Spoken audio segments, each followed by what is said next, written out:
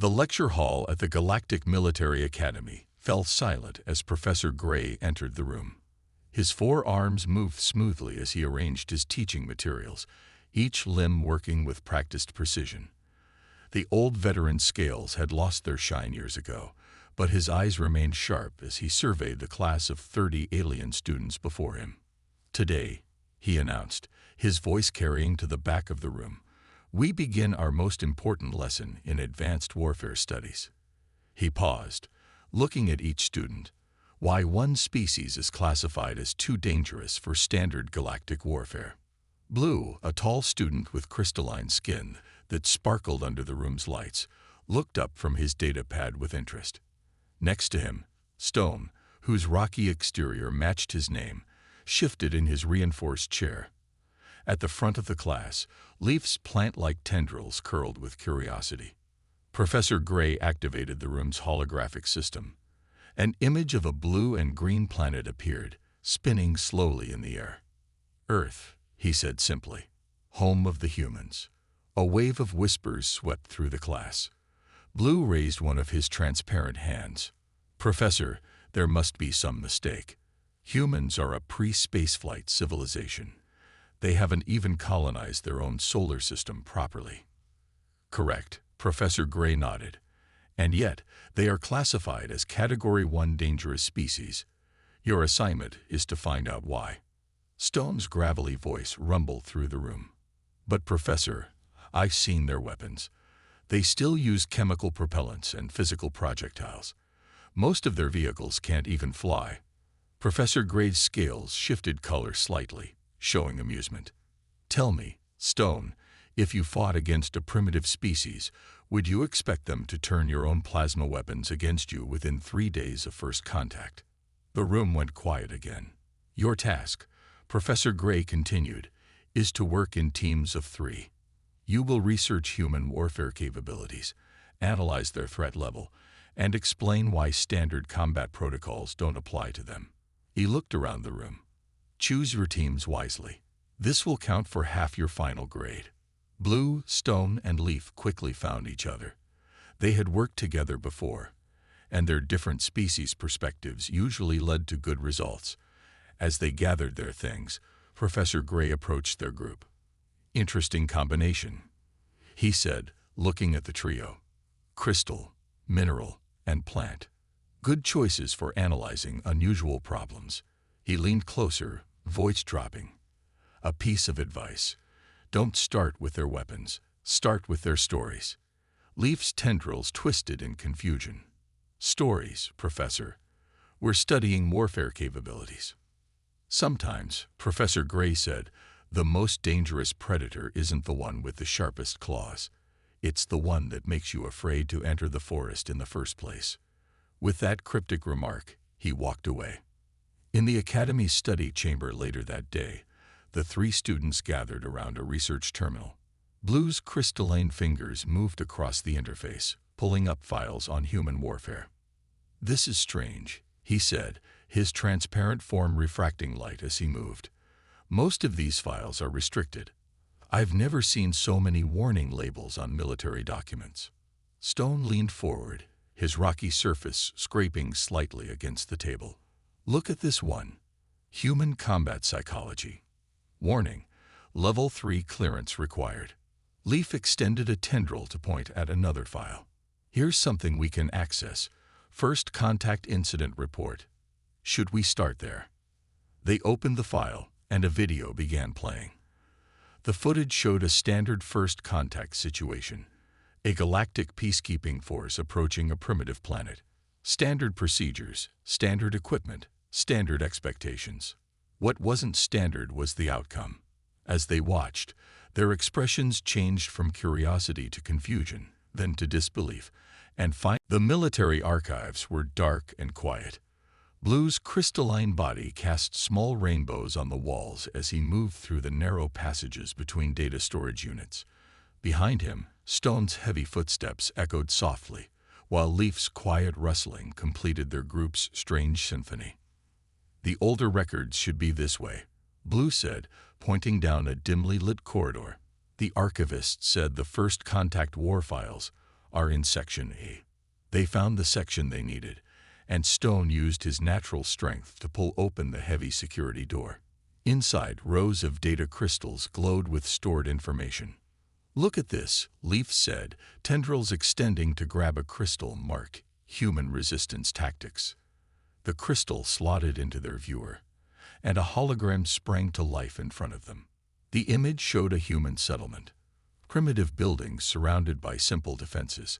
A Galactic Standard Army unit was approaching with superior weapons and shields. It should have been an easy victory for the Galactic forces. It wasn't. "Wait," Blue said, leaning forward. Are they using their farming tools as weapons?" They watched as humans turned simple machines into deadly weapons. Harvest equipment became tanks.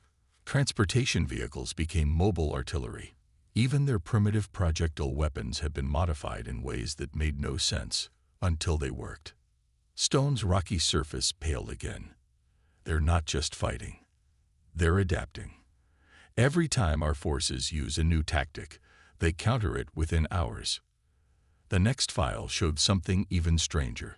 Leaf's tendrils curled in surprise as they watched humans using the environment itself as a weapon. "They're flooding their own lands," Blue noted, his crystal form shimmering with concern. "They're destroying their own resources to defeat the invaders." "Look at the date stamp," Stone pointed out.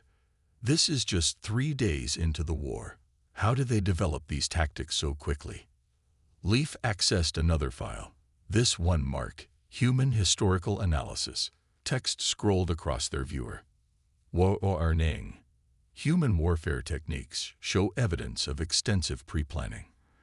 Analysis suggests humans spend significant time imagining potential conflicts and developing countermeasures for hypothetical scenarios. They practice war in their minds, Blue said quietly. Even when they're at peace, they're thinking about how to fight better. The next file made them all pause. It showed humans fighting in conditions that should have been impossible. They kept fighting with broken bones, kept running with damaged limbs, kept attacking even when victory seemed impossible. "This doesn't make sense," Stone rumbled. "Their bodies are damaged. Their weapons are inferior. Their technology is primitive. They should stop." "But they don't stop," Leaf whispered. "Look at their eyes. Why do they look so happy when they're fighting?" Blue accessed another file, this one showing human guerrilla warfare tactics. They watched as humans disappeared into terrain, only to emerge where they weren't expected. They saw humans using simple tools to defeat complex weapons. They observed as humans turned their opponent's strength against them. "Professor Gray was right," Blue said. "We needed to see this. This isn't just about their weapons or technology." Stone nodded his rocky head. "It's about how they think, how they fight, how they never give up." Leaf's tendrils waved thoughtfully. "But we still don't understand why. Why do they fight like this? What makes them so different?" A new voice made them all jump. "Perhaps," Professor Gray said from the doorway, "you should look at their entertainment next." The 3 students turned to face their teacher, confusion clear on their very different faces. "Their entertainment?" Stone asked. Professor Gray's scales shifted to a knowing pattern. "Yes, humans have something they call action movies, and video games, and military science fiction." He paused. "They don't just practice war in their minds. They turn it into fun." As the professor left, the 3 students looked at each other, then back at their viewer. The image still showed humans fighting against impossible odds and winning. "Their entertainment," Blue said slowly. "They play at war for fun." And then Leaf added, "They use those games to win real wars." Stone reached for another data crystal. "We need to learn more." Above them, in the archive's ceiling window, Earth's sun continued to shine distantly, its light falling on students who were beginning to understand why humans were considered too dangerous for standard warfare. They weren't just good at fighting. They enjoyed it. The retired commander's office was located in the oldest part of the Galactic Military Academy. Commander White, a tall being made of swirling mist contained within a metallic frame, looked down at the 3 students sitting before his desk. "So," his voice echoed slightly, "you want to know about fighting humans." The mist within his frame darkened. I was there during the first contact war. I saw things that still appear in my rest cycle visions. Blue, Stone, and Leaf exchanged glances. They had expected war stories. They hadn't expected their interview subject to sound afraid. "Tell us about their psychological warfare," Leaf asked gently, tendrils moving softly in the air. Commander White's misty form swirled faster. "Psychological warfare? No, you don't understand. All human warfare is psychological warfare." He moved to the window, looking out at the academy grounds.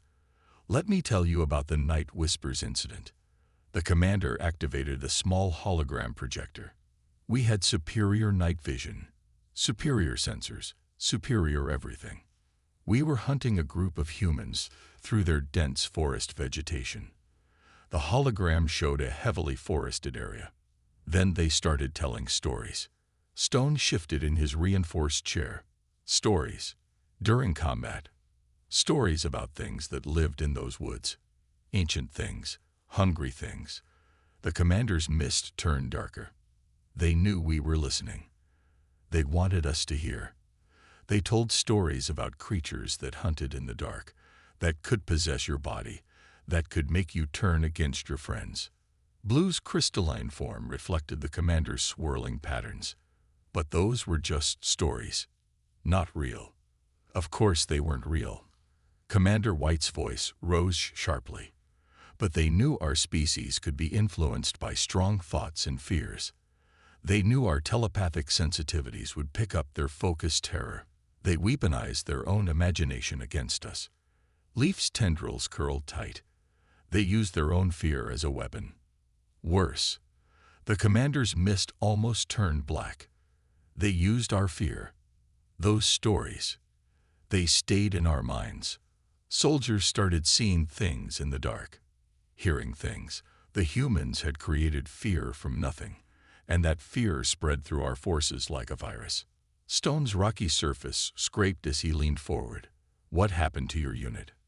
"We retreated, a superior force with superior technology, retreating because of stories." Commander White turned back to them. "But that wasn't the worst part. The worst part was when we realized the humans were enjoying it." The commander played another hologram. It showed human soldiers around a fire, laughing, sharing more stories. They called it ghost stories. They'd been practicing this form of psychological warfare on each other for fun since they were children. Blue's crystalline form shimmered with understanding. "That's why they're so good at it. They practice on themselves first." "Exactly," Commander White said. "Every human child learns to create and face fear for entertainment. By the time they reach adulthood, they understand fear better than any species we've encountered. They know how to use it, how to resist it, how to spread it." Leaf accessed their datapad. "So when they fought us, they had an entire species worth of practice in psychological warfare." The commander finished. "Every scary story, every horror tale, every nightmare they'd ever shared, it all became a weapon." Stone's voice was quieter than usual. "Professor Gray told us to look at their entertainment. This is why, isn't it? Their fun teaches them how to fight." Commander White's misty form stabilized slightly. "Your professor is wise. Humans don't separate their entertainment from their warfare. Everything they do, everything they enjoy, can become a weapon." The 3 students stood to leave, but the commander had one last thing to say. "Remember this," his misty form swirled gently. "Humans don't just fight with their bodies or their weapons. They fight with their minds.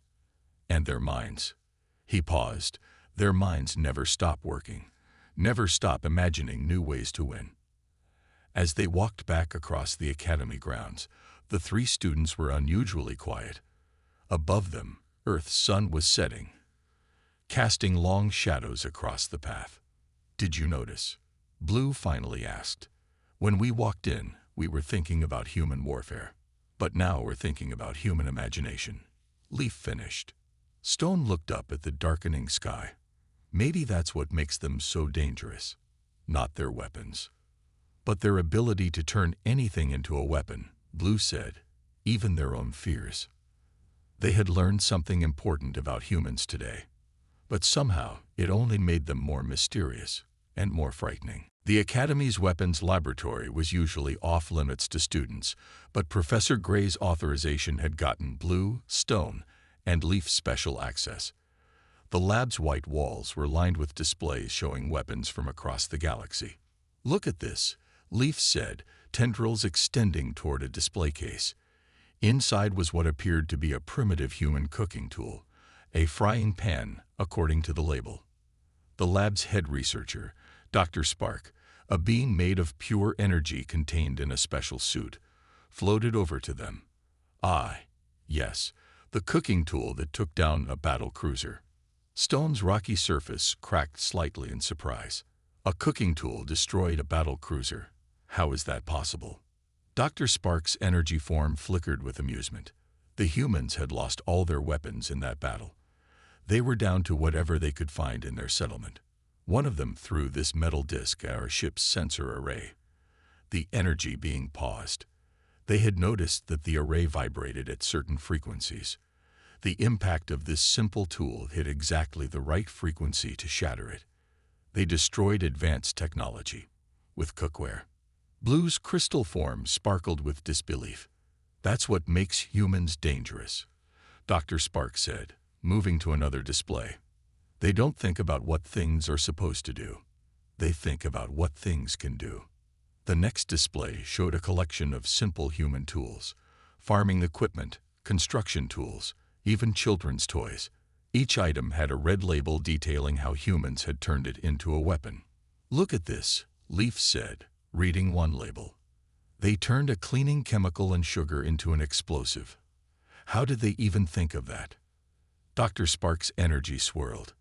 Humans have a saying, "Necessity is the mother of invention." When they need something, they create it. When they can't create it, they adapt something else. Stone moved to another display, this one showing the human vehicle. "This looks like a simple transport machine." "Yes," Dr. Spark said, "until they filled it with explosive materials and drove it into our shield generator. They switched from driver to missile so quickly that our threat assessment systems didn't have time to recategorize the threat." Blue studied the wreckage. They sacrificed their own vehicle. They sacrifice anything if it gives them an advantage. Dr. Spark's energy form dimmed slightly. "That's why we can't give them advanced technology. They don't just use it. They take it apart, study it, and find ways to use it that we never imagined." The doctor led them to a secure room. Inside was a damaged Galactic standard plasma rifle. "Look at this weapon. When humans captured it, they had no idea how it worked.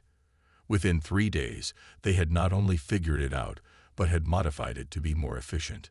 Leaf's tendrils curled thoughtfully. "They improved our own weapon." "They did more than that," Dr. Spark said. "They found a way to overload its power source to create makeshift explosives. They reversed its heat sink to create freezing weapons. They even used its power core to build improvised shields." Stone's rocky surface shifted uncomfortably.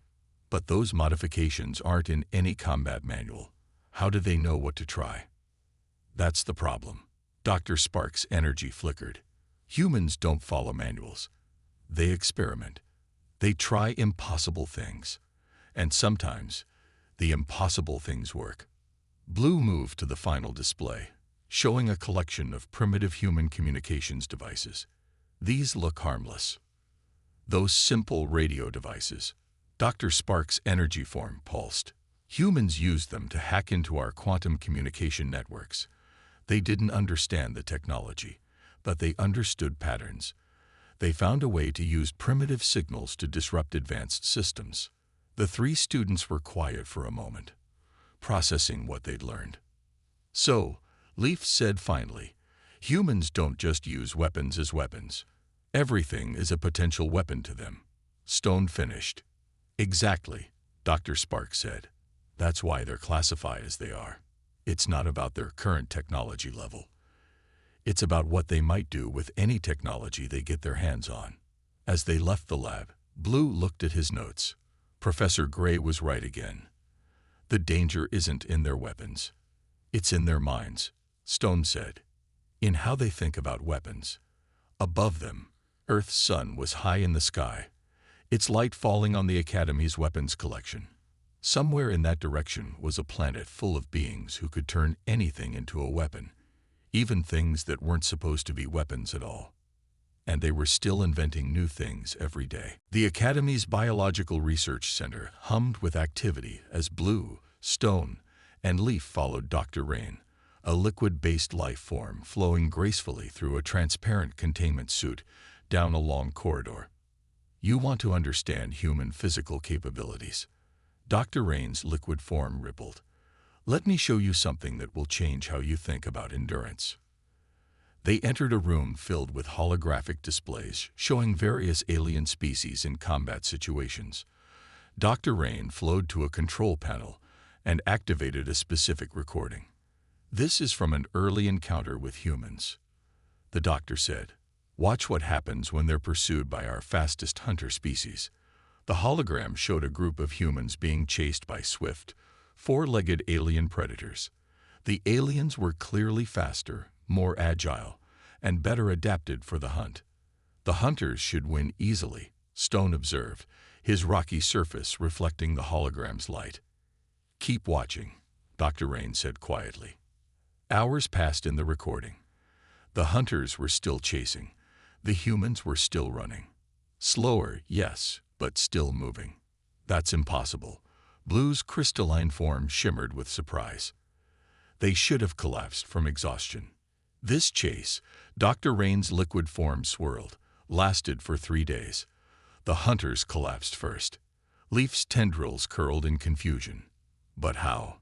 The hunters were superior in every way. Humans call it persistence hunting, Dr. Rain explained, flowing to another display. It's how they evolved. They're not the fastest, strongest, or most agile, but they can continue moving long after other species have to stop. The next display showed human biological data. Look at their cooling system, Dr. Rain indicated. They regulate temperature through sweating, releasing water through their skin. It lets them run for hours in hot conditions. But they're losing water, Stone said. Shouldn't that kill them? They can rehydrate on the move, Dr. Rain replied. Even more impressive, they can keep moving with broken bones, torn muscles, and severe injuries. Their bodies are designed to just keep going. Blue moved closer to the display. Is that why containment fails? They just don't stop. Exactly. Dr. Rain's liquid form darkened. Let me show you something else.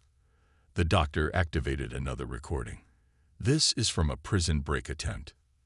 They watched as human prisoners continued fighting despite injuries that should have incapacitated them. One human was still fighting with a broken arm. Another kept running with a severely damaged leg. Their pain tolerance is remarkable, Leaf noted, tendrils waving anxiously. It's not just tolerance, Dr. Rain corrected. They can actually suppress pain through something called adrenaline. Their bodies produce chemicals that let them ignore injuries and continue fighting. Stone's rocky surface shifted. That's why standard containment doesn't work. We design cells based on what should physically stop a species. But humans exceed their own physical limitations. Blue finished. Dr. Rain flowed to a final display. Here's what makes them truly dangerous. Humans don't just endure. They get stronger from hardship. The display showed human muscle and bone structure. When they survive difficult conditions, their bodies adapt. They build stronger muscles, denser bones. What doesn't kill them literally makes them stronger. So when we try to wear them down, Leaf began. We're actually making them more dangerous, Dr. Rain confirmed. Their bodies treat every survival situation as training. The doctor's liquid form rippled thoughtfully. But the most frightening part, they pass these lessons on. Each generation of humans learns from the previous one's survival experiences. They're constantly getting better at enduring. As they left the research center, the three students were unusually quiet. "We've been thinking about this wrong," Blue finally said. "We thought their danger was in their weapons, their tactics, their psychology. But their greatest weapon is their own bodies," Stone added. "Their ability to just keep going." Leaf's tendrils move slowly. No wonder they never give up. Their entire species evolved to outlast their enemies. Above them, Earth's sun was beginning to set. Somewhere in that direction was a planet full of beings who could run for days, fight through devastating injuries, and grow stronger from every attempt to stop them. And they were teaching each other to be even better at it. "Professor Gray was right again," Blue said softly. "The most dangerous predator isn't the one that kills you quickly. It's the one that never stops hunting you." Stone finished, looking up at the darkening sky with new understanding. The Academy's Strategic Analysis Center was eerily quiet as Blue, Stone, and Leaf sat watching historical footage with General Frost, whose ice crystal body glowed softly in the dim room. "You want to understand human determination." The general's voice crackled like breaking ice. "Watch this recording from the Battle of Last Hope." The hologram showed a small human settlement, surrounded by overwhelming alien forces. The humans were outnumbered 100-1, their defenses nearly destroyed. "By all military logic," General Frost said, "they should surrender. Watch what they do instead." The students watched as the humans received the surrender demand. The response made all three students shift uncomfortably. "They're laughing." Leaf's tendrils twisted in confusion. "Yes." General Frost's ice crystals dimmed, and then they sent back a message that our linguists still debate about. 2 words: "Come try." Blue's crystalline form sparkled with curiosity, but they had no chance of victory. Their defeat was certain. "That's where you're wrong," General Frost said. "Humans have a concept called spite. Sometimes they fight not to win, but to make sure their enemy loses too." The general activated another recording. This is what happened next. They watched as the humans triggered their settlement's power core, creating an explosion that destroyed not only themselves, but also a large portion of the attacking force. They sacrificed themselves. Stone's rocky surface paled. "They deny the enemy a victory," General Frost corrected. In their minds, that was a win. The next recording showed a different battle. A lone human ship faced against an entire fleet. "Watch the human vessel," General Frost instructed. By our calculations, they had 0.1% chance of survival. The human ship charged straight at the enemy fleet's command vessel. "Their transmissions at this moment are interesting," the general said. They were playing something called music. Happy music. They were celebrating their own doom. Leaf's tendrils curled tight. "But why? Why fight when you can't win?" "Because humans don't believe in no-win scenarios," General Frost's ice body crackled. "They have a saying, where there's a will, there's a way. If they can't find a way, they make one." The general showed them more footage. Humans fighting in impossible conditions, refusing to surrender even when offered generous terms, continuing to resist long after any other species would have given up. "Look at their victory celebrations," General Frost pointed out. A new hologram showed humans cheering after a battle. "Notice anything strange?" Blue studied the image. "They're injured, badly injured, but they're smiling." "Humans take pride in their scars," the general explained. "Each scar is a story of survival, of determination. They wear their pain like medals." Stone's voice rumbled softly. "Is that why standard intimidation tactics don't work?" "Exactly," General Frost said. "Threats don't scare humans. They make them angry. And angry humans are even more dangerous than regular humans." The general's ice form shifted to display another recording. "This is perhaps the most frightening aspect of human determination. Watch what happens when we captured their young." The students watched as adult humans became something else entirely. Their movements more precise, their attacks more vicious, their determination absolute. They have a term, General Frost said quietly. Mama Bear. It refers to how their parental units respond to threats against their offspring. Nothing stops them. Nothing deters them. They will tear apart entire armies to protect their young. Leaf's tendrils waved nervously, so threatening their families. Is the last mistake an enemy ever makes, the general finished. As they left the strategic center, the three students found themselves processing what they'd learned. It's not just that they don't give up, Blue said thoughtfully. It's that the worse things get, the harder they fight. Stone nodded his rocky head. They turned desperation into determination, and determination into weapons, Leaf added. Above them, Earth's sun hung low in the sky. Somewhere in that direction was a planet full of beings who didn't just fight to win. They fought because it was who they were. Now we understand, Blue said quietly. It's not that they can't be beaten. It's that the cost of beating them is too high, Stone finished, because they'll make sure of it.